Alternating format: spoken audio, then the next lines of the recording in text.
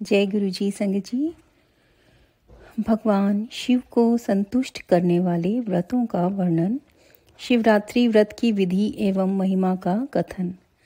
तदंतर ऋषियों के पूछने पर सूत जी ने शिव जी की आराधना के द्वारा उत्तम एवं मनोवांछित फल प्राप्त करने वाले बहुत से महान स्त्री पुरुषों के नाम बताए। इसके बाद ऋषियों ने फिर पूछा, व्यास शिष्य, किस व्रत से संतुष्ट होकर भगवान शिव उत्तम सुख प्रदान करते हैं? जिस व्रत के अनुष्ठान से भक्तजनों को भोग और मोक्ष की प्राप्ति हो सके, उसका आप विशेष रूप से वर्णन कीजिए। सूत जी ने कहा, महर्षियों, तुमने जो कुछ पूछा है वही बात किसी समय ब्रह्मा, विष्णु तथा पार्वती जी ने भगवान शिव से पूछी थी। इसके उत्तर में शिव जी ने जो कुछ कहा वह मैं तुम लोगों को बता रहा हूँ। भगवान शिव बोले, मेरे बहुत से व्रत हैं जो भोग और मोक्ष प्रदान करने वाले हैं। उनमें मुख्य 10 व्रत हैं जिन्हें जाबाल श्रुति के विद्वान 10 शैव व्रत कहते हैं। द्विजों को सदा प्रयत्न पूर्वक इन व्रतों का पालन करना चाहिए। हरे, प्रत्येक अष्टमी को केवल रात में ही भोजन करें। विशेषतः कृष्ण पक्ष की अष्टमी को भोजन का सर्वथा त्याग कर दें। शुक्ल पक्ष की एकादशी को भी भोजन छोड़ दें, किंतु कृष्ण पक्ष की एकादशी को रात में मेरा पूजन करने के पश्चात भोजन किया जा सकता है। शुक्ल पक्ष की त्रयोदशी को तो रात में भोजन करना चाहिए, परंतु कृष्ण पक्ष की चतुर्दशी को शिव व्रतधारी पुरुषों के लिए भोजन का सर्वथा निषेध है। दोनों पक्षों में प्रत्येक सोमवार को प्रयत्न पूर्वक केवल रात में ही भोजन करना चाहिए। शिव के व्रत में तत्पर रहने वाले लोगों के लिए यह अनिवार्य नियम है।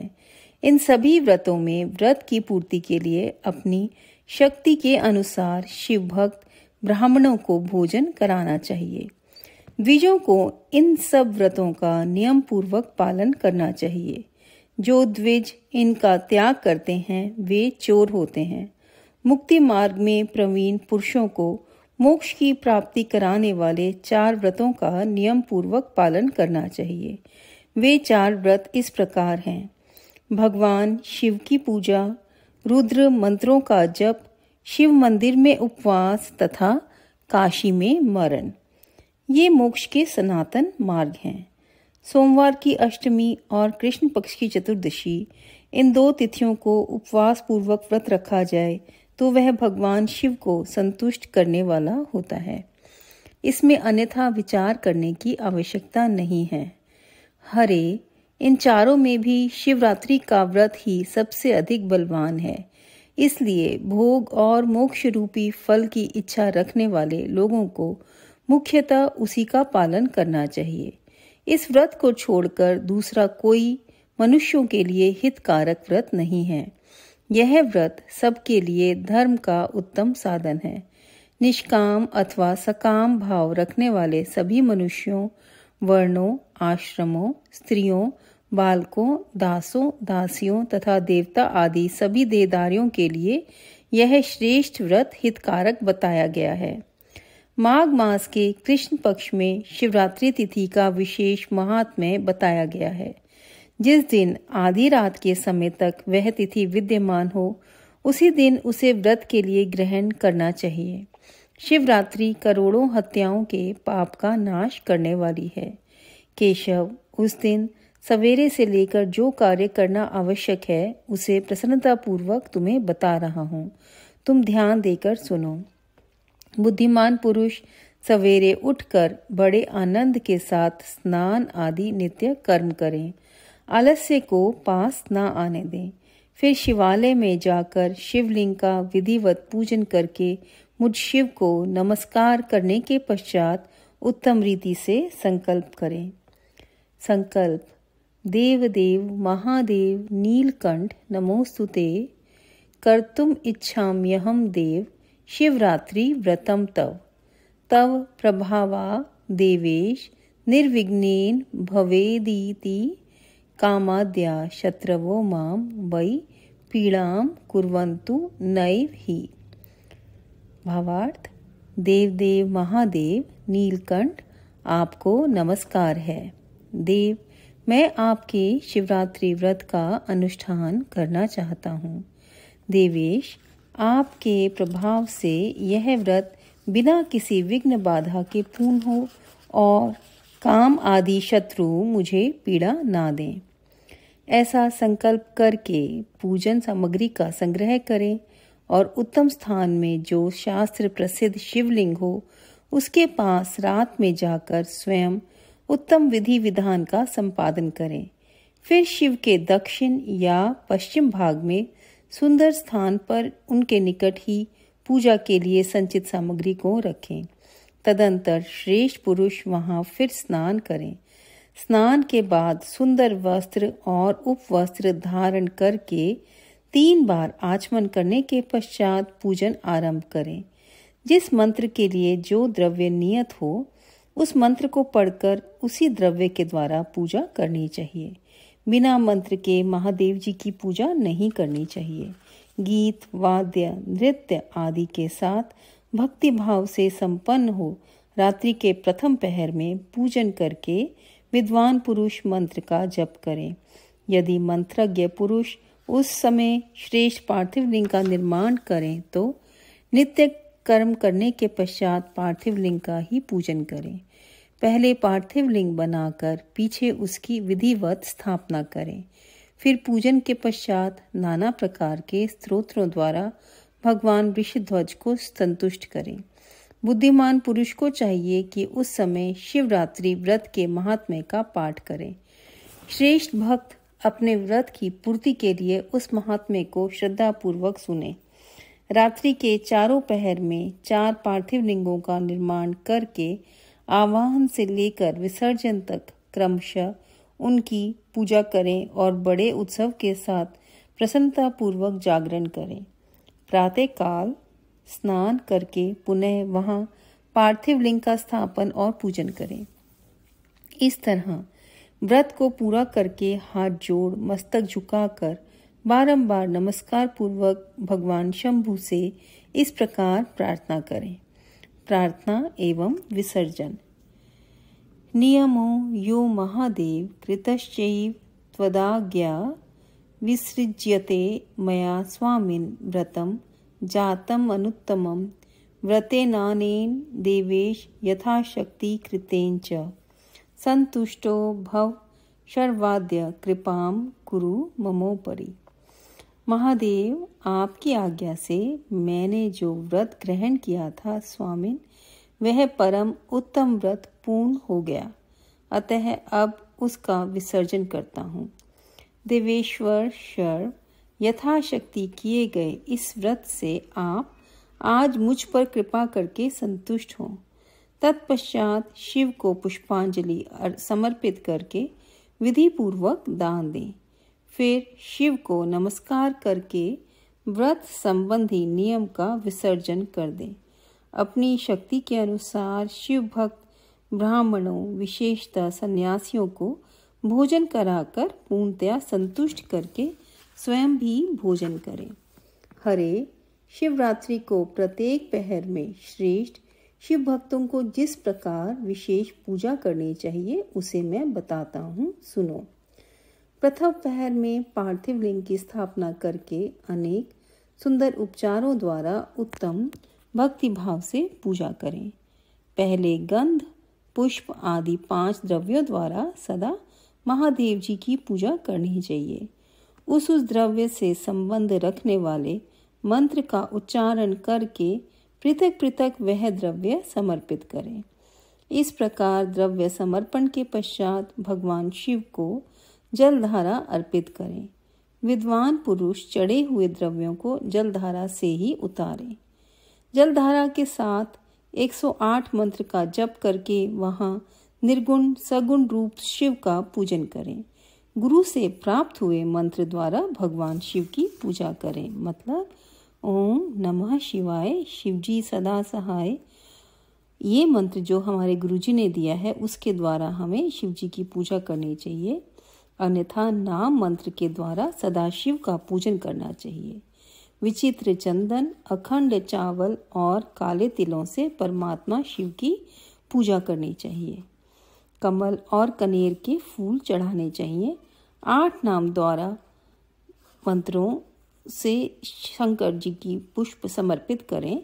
वे 8 नाम इस प्रकार हैं: भव, शर्व, रुद्र, पशुपति, उग्र, महान, भीम और ईशान।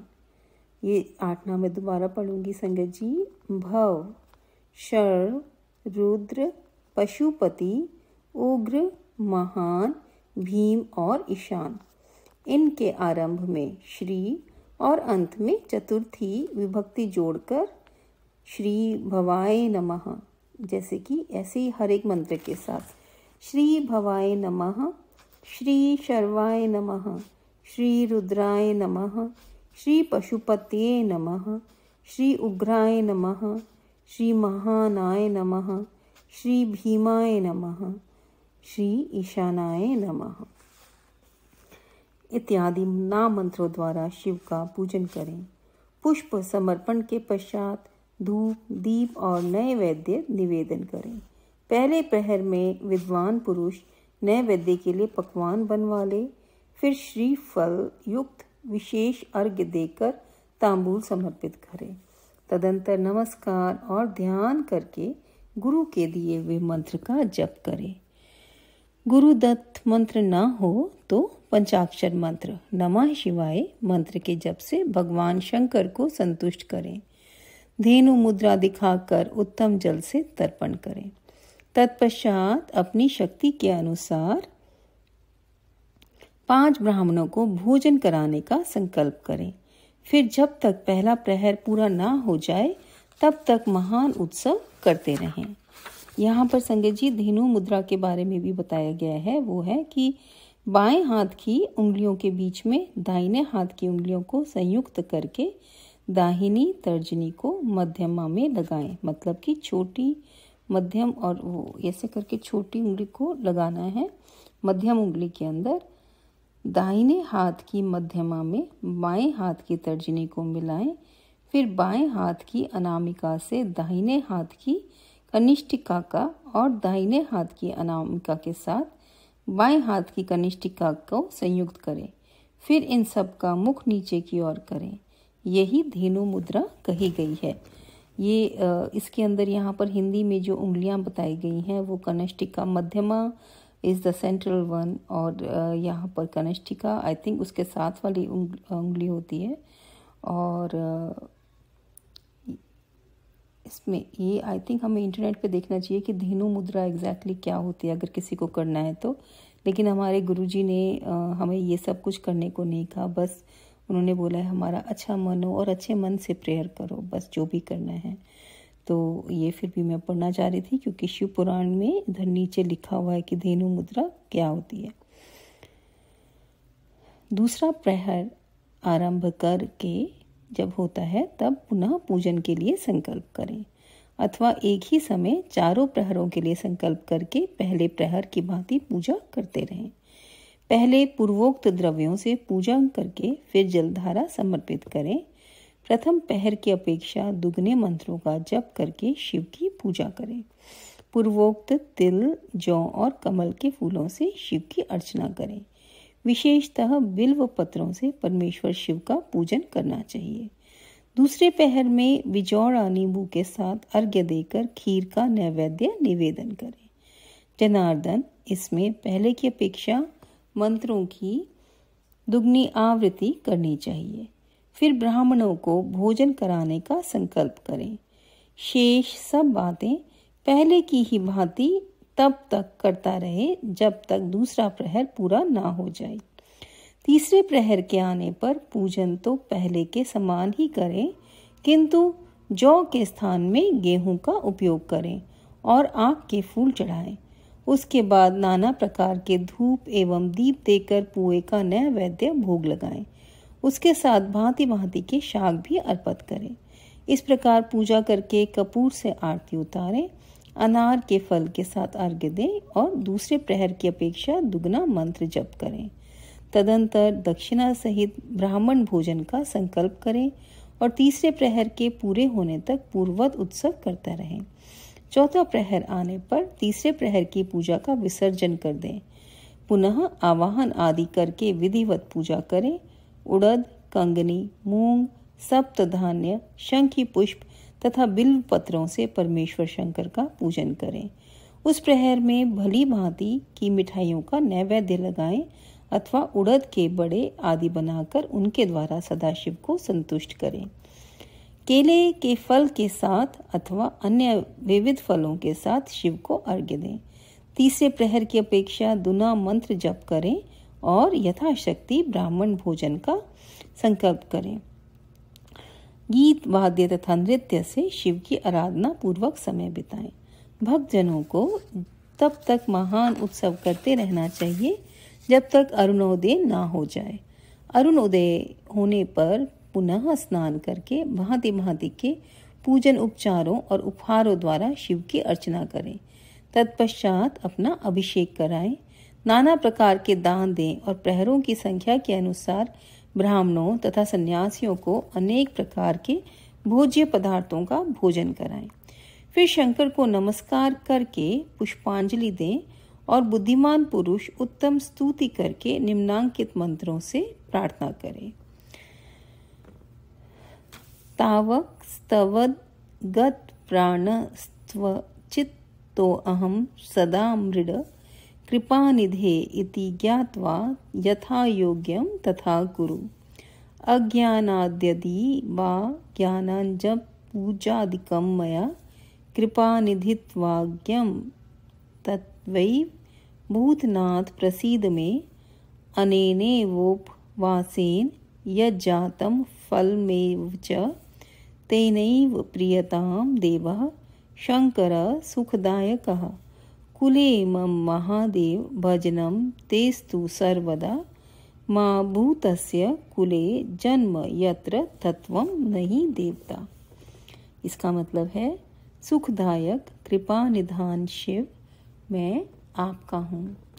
मेरे प्राण आप में ही लगे हैं और मेरा चित्त सदैव आपका ही चिंतन करता है। यह जानकर आप जैसा उचित समझे वैसा करें। भूतनाथ, मैंने जानकर या अनजान में जो जप और पूजन आदि किया है उसे समझकर दया सागर होने के नाते ही आप मुझ पर प्रसन्न हो।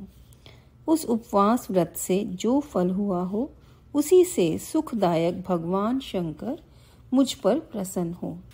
महादेव, मेरे कुल में सदैव आपका भजन होता रहे।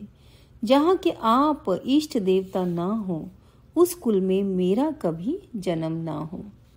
इस प्रकार प्रार्थना करने के पश्चात भगवान शिव को पुष्पांजलि समर्पित करके ब्राह्मणों से तिलक और आशीर्वाद ग्रहण करें।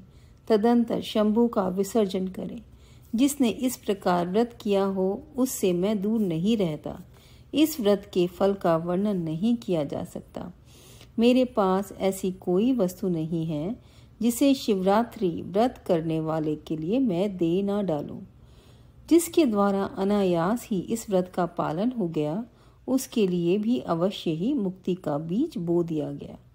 मनुष्य को प्रतिमास भक्ति पूर्वक शिवरात्रि व्रत करना चाहिए। तत्पश्चात इसका उद्यापन करके मनुष्य सांगोपांग फल लाभ करता है। इस व्रत का पालन करने में मैं शिव निश्चय ही उपासक के समस्त दुखों का नाश कर देता हूँ और उसे भोग मोक्ष आदि संपूर्ण मनोवांछित फल प्रदान करता हूँ। सूत जी कहते हैं, महर्षियों, भगवान शिव का यह अत्यंत हितकारक और अद्भुत वचन सुनकर श्री विष्णु अपने धाम को लौट आए। उसके बाद इस उत्तम व्रत का अपना हित चाहने वाले लोगों में प्रचार हुआ। किसी समय केशव ने नारद जी से भोग और मोक्ष देने वाले इस दिव्य शिवरात्रि व्रत का वर्णन किया था।